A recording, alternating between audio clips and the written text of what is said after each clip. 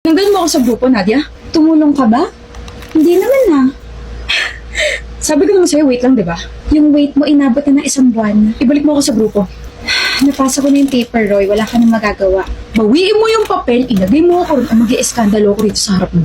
Yun na nga lang yung tanging paraan para pumasa ako sa prof natin tapos hindi mo pa ako pagbibigyan? Kaso sabi mo lang, yun na nga lang yung tanging paraan mo para pumasa ka, hindi ka pa nag-exert ng effort. Ang tawag sa'yo, tanga. Gusto mo bang ipahiya kita rito sa public, ha?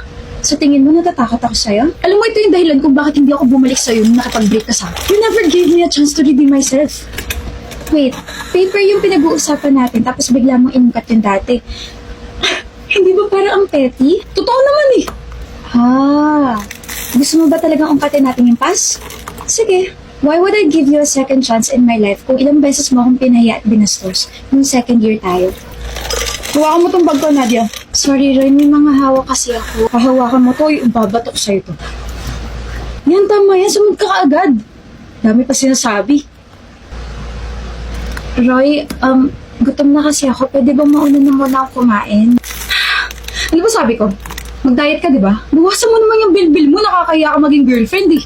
Hoy, pero huwag ka naman ganyan sa girlfriend mo. Wala kang pakiat. Ikaw naman babae, dyan ka lang. Hintayin mo matapos ng game namin, kundi babatukan talaga kita dyan. Ikaw na nga tinutulungan. Bumiti ka nga. I don't feel like smiling, okay? Tataray ka na. Kala mo naman kung sino. Hingiti ka o pipigayin ko yung bibig mo. Baka sabihin nila, inaapi kita.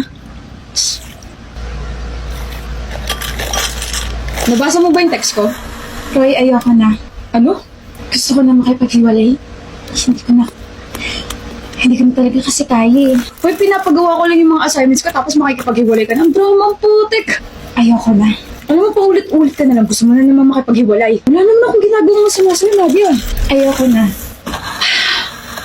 Gusto mo sampalin kita? Ayoko.